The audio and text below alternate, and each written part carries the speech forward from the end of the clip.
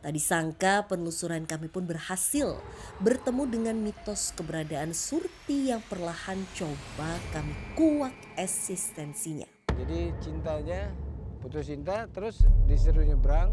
Kamu nyebrang aja, bisikan hatinya, kupingnya.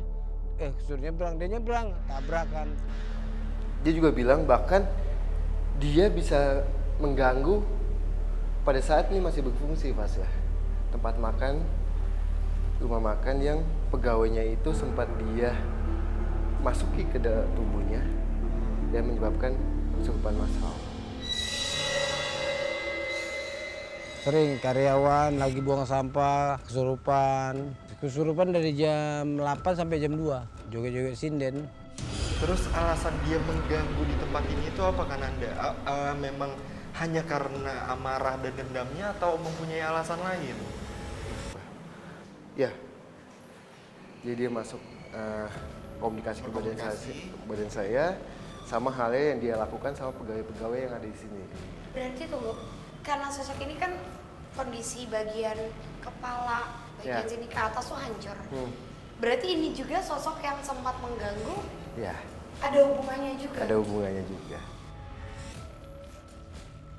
Lantas seperti apakah sosok Surti serta gangguan seperti apa yang disebabkan sosok yang kerap disebut penebar teror di area plaza ini?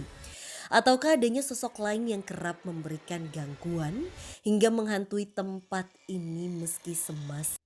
Penemuan sosok Surti memperjelas mitos akan keberadaan sosok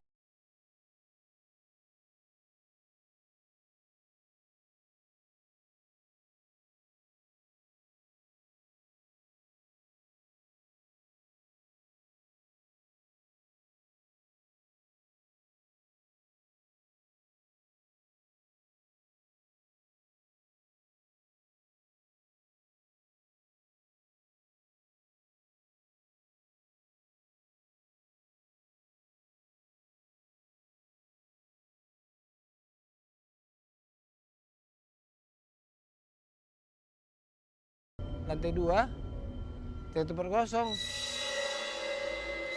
Jadi emang dia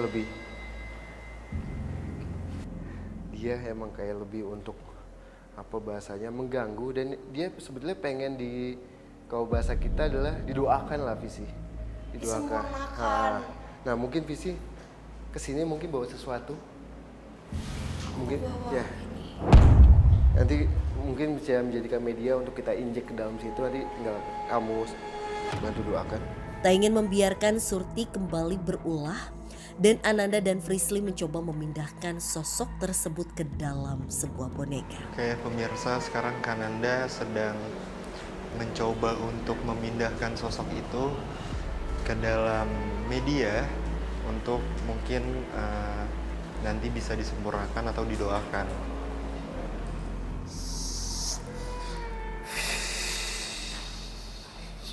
Dan nyalakan. Sudah. Tim boleh minta lampu lagi Tim? Oke, Kananda, sekarang sosoknya sudah ada di dalam boneka itu. Ya, dalam boneka nanti mungkin Visi akan membantu untuk lebih mendoakan si sosok wanita ini. Oke, jadi mungkin bisa aku sedikit tambahin. Sebenarnya boneka itu adalah media yang paling mereka sukai untuk diisi menjadi rumahnya mereka.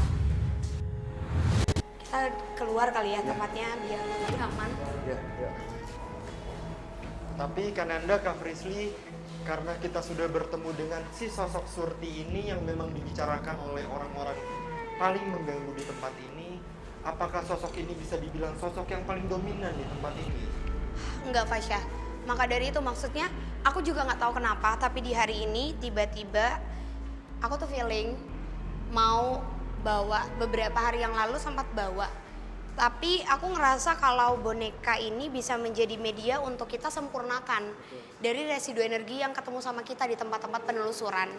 Dan memang sosok Surti ini kalau dibilang dominan, dia itu usil.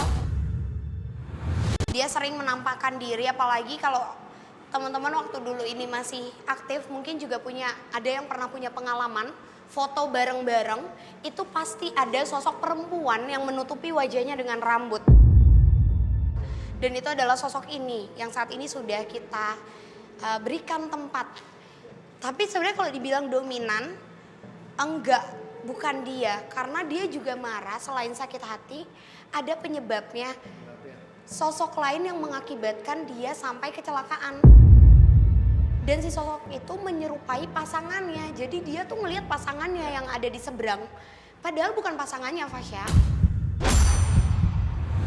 Jadi sebetulnya ada sosok yang emang bisa kita bilang dia gampang untuk menduplikasi bahkan apa ya manipulasi mindsetnya manusia di saat kondisinya lagi sedang down.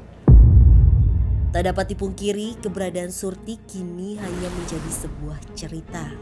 Akan tetapi, seperti ada misteri lain yang berkaitan dengan Surti, kami pun segera bergegas mencari dalang dari tragedi Surti yang juga kerap menyebabkan kecelakaan. Banyak, waktu dibangun aja ada. Dalam tahun itu 3 paling dikit ya. Kadang-kadang ada orang tabrakan malam-malam. Kenapa kau bisa jatuh berdua? Pacaran kan? Dia kerjanya kerja malam lah kan. Saya ngeliat ada orang berdarah nyebrang. Tadi pada saat kita di dalam, sekilas saya melihat sosoknya pas ya di atas ini. Sosoknya Sosoknya ngapain tadi kayak- waktu kan Anda lihat? Laki-laki dengan bulu yang lebat juga. Oh, Tapi dengan dia berjalan begini pas ya. Nah itu ada perempuan pakai kain di dalam Ya, lift. ada juga. hati-hati Kak Frisly. Di dalam sini Fasya, ada perempuan memakai kain. Itu seperti kain berwarna coklat dengan banyak ukiran. Modelnya tuh kayak model kemben dipakai. Bawahnya juga kain putih panjang. Sepertinya sih menurut aku emang atas tuh perlu kita cari tahu Kak ada apa. Mungkin kita bisa langsung ke atas kali pas ya untuk Ya, visi boleh ya. ya. Yuk, Tapi aman kan Anda Kak Frisly? insya Allah aman. Insya Allah. Kita coba dulu. Yuk. Yuk. Penelusuran pun mengarahkan kami ke lantai teratas guna mencari sosok dominan yang kerap menyebabkan kecelakaan, terutama tragedi Surti. Dan pada saat aku naik ke atas itu memang aku memiliki satu pertanyaan yang ingin aku tanyakan. Cuma aku tahan karena memang nggak tahu kenapa ya Kak Frisly sama Kananda tuh pada saat naik langsung melihat banyak sekali sosok nih di lantai atas. Oh. Masing-masing ruangan ini itu dari tadi ada banyak sekali sosok seperti dia memberitahu bahwa peniruan pada saat tempat ini masih aktif. Dan jujur bisa kita bilang kalau tempat ini seperti memang benar-benar tidak bernyawa.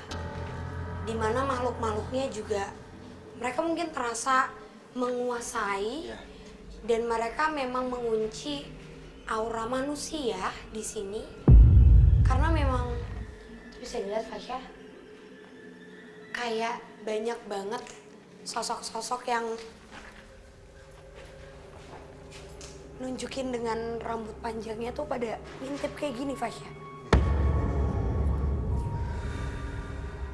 Tapi itu beda sih. Itu ada sosok memakai kain coklat seperti gedongan bayi yang dipakai semacam kemben di depan sana. Kita coba untuk terus lurus ya. Ayo Fasya. Assalamualaikum. Sini Fasya.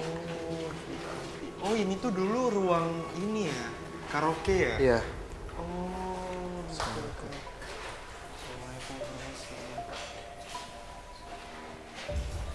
Tapi emang jujur banget pemirsa, pada saat kita awal memasuki ruangan ini, itu hawanya udah gak enak banget sih.